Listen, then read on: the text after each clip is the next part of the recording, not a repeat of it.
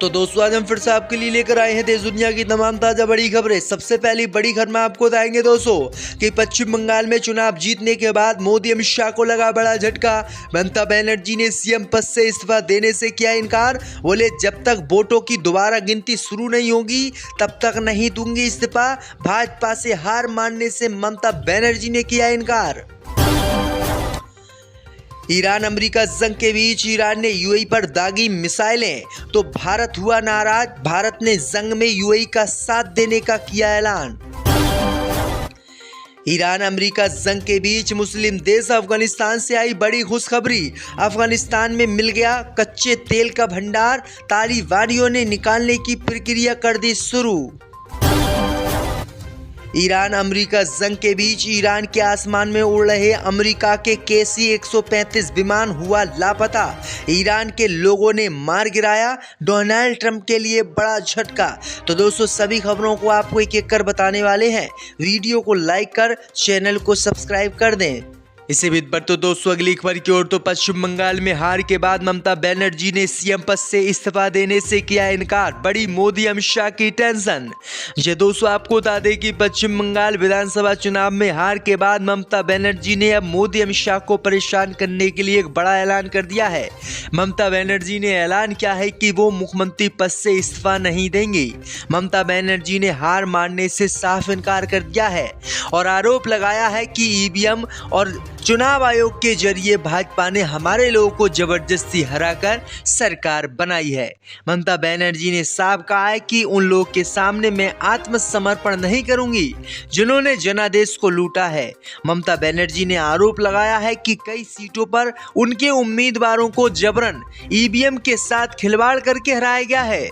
ममता बनर्जी ने कहा है कि जब तक हर एक वोट की दोबारा गिनती नहीं हो जाती वो इस्तीफा नहीं देंगी। ममता बनर्जी के इस बयान ने मोदी अमित शाह की टेंशन बढ़ा दी है, क्योंकि दोस्तों जब तक ममता बनर्जी इस्तीफा नहीं देंगी तब तक बंगाल में नई सरकार नहीं बन पाएंगी। और ममता बनर्जी ने साफ कह दिया है कि वो किसी भी कीमत पर इस्तीफा नहीं देंगी, क्योंकि भाजपा ने जबरदस्ती सरकार वहां पर बनाई है, जीते तो हम हैं।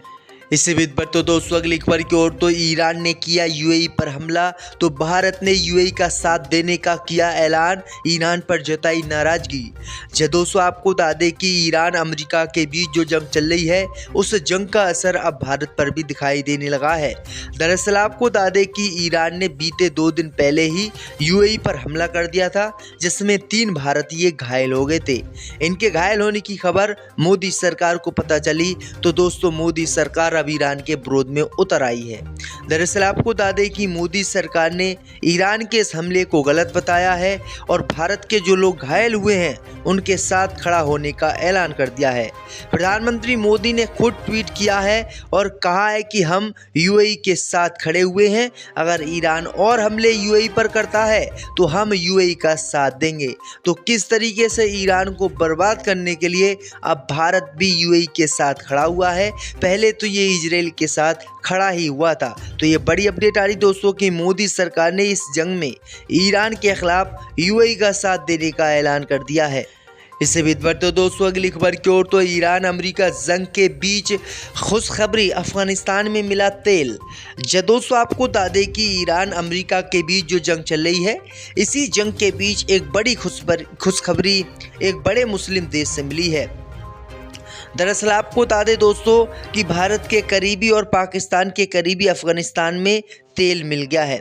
दरअसल आपको बता दें कि अफगानिस्तान के माइंस और पेट्रोलियम मंत्रालय ने मंगलवार को बताया है कि उत्तरी जोर्जिस्तान प्रांत में अमू दरिया तेल बेसिन के जमराड साई इलाके में 5 कुओं से तेल निकालना शुरू कर दिया है। बयान के मुताबिक अफगानिस्तान के तालिबानी कुओं से अभी हर दिन लगभग 500 क्यूबिक मीटर तेल निकाल रहे हैं। पिछले 6 महीनों में ही जमराई साई इलाके में 400 किलोमीटर के नए सिमिक्स सर्वे किए गए, जिससे तेल और गैस की और संभावनाओं का पता चला है।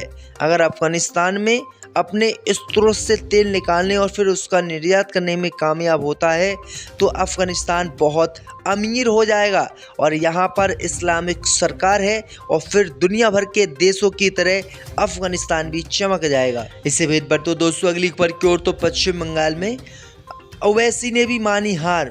जी दोस्तों, आपको बता दें कि पश्चिम बंगाल विधानसभा चुनाव के परिणामों पर एमआईएम प्रमुख असदुद्दीन ओवैसी का भी बयान सामने आ गया है, जिसमें उन्होंने मतदाताओं के फैसले को स्वीकार करने और उसका सम्मान करने की बात कही है।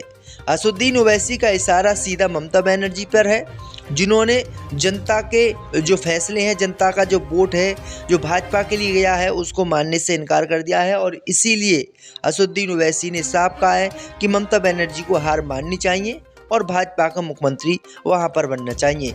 ओवैसी ने कहा है कि राज्य की जनता ने जिस राजनीतिक विकल्प को चुना है उसे नकारा नहीं जा सकता और इसे लोकतांत्रिक प्रक्रिया का हिस्सा मानकर स्वीकार किया जाना चाहिए। उन्होंने ये भी दावा किया है कि धर्मनिरपेक्ष दल भारतीय जनता पार्टी के राजनीतिक विस्तार को रोकने में सफल नहीं हो पाए। एमआईएम को भी बड़ा झटका लगा है। एमआईएम ने 11 उम्मीदवार वहां पर उतारे थे, लेकिन सभी हार गए, एक भी उम्मीदवार उनका नहीं जीत पाया। इससे भी बढ़ते दोस्तों अगली खबर की ओर, तो ईरान अमेरिका जंग के बीच डोनाल्ड ट्रंप को लगा एक और झटका। आसमान से गायब हुआ अमेरिका का सैन्य विमान, मार दिया ईरान ने। जो दोस्तों आपको बता दें कि ईरान अमेरिका और यूएई के बीच बढ़ते तनाव के बीच ईरान के फारस की खाड़ी में उड़ रहे अमेरिका के वायुसेना के एक और विमान को ईरान ने मार गिराया है। दरअसल आपको बता दें कि ये विमान ईरान के पास फारस की खाड़ी के ऊपर उड़ान भर रहा था। अमेरिकी वायुसेना का ये विमान बोइंग KC-135 था, जो अचानक लापता हो गया। गायब होने से पहले विमान ने 7700 का कोड भेजा था, जिसका मतलब होता है कि विमान किसी गंभीर संकट या इमरजेंसी में है। ये विमान कतर के पास अपना संपर्क खो बैठा, जिसके बाद से उसकी कोई खबर नहीं है।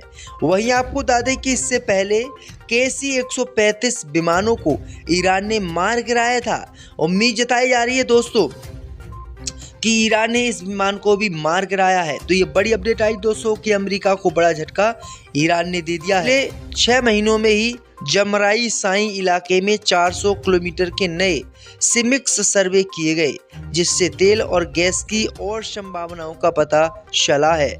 अगर अफगानिस्तान में अपने स्रोत से तेल निकालने और फिर उसका निर्यात करने में कामयाब होता है तो अफगानिस्तान बहुत अमीर हो जाएगा और यहाँ पर इस्लामिक सरकार है और फिर दुनिया भर के देशों की तरह अफगानिस्तान भी चमक जाएगा। इससे भेद पर तो दोस्तों अगली खबर की ओर, तो पश्चिम बंगाल में ओवैसी ने भी मानी हार। जी दोस्तों, आपको बता दें कि पश्चिम बंगाल विधानसभा चुनाव के परिणामों पर एमआईएम प्रमुख असदुद्दीन ओवैसी का भी बयान सामने आ गया है, जिसमें उन्होंने मतदाताओं के फैसले को स्वीकार करने और उसका सम्मान करने की बात कही है।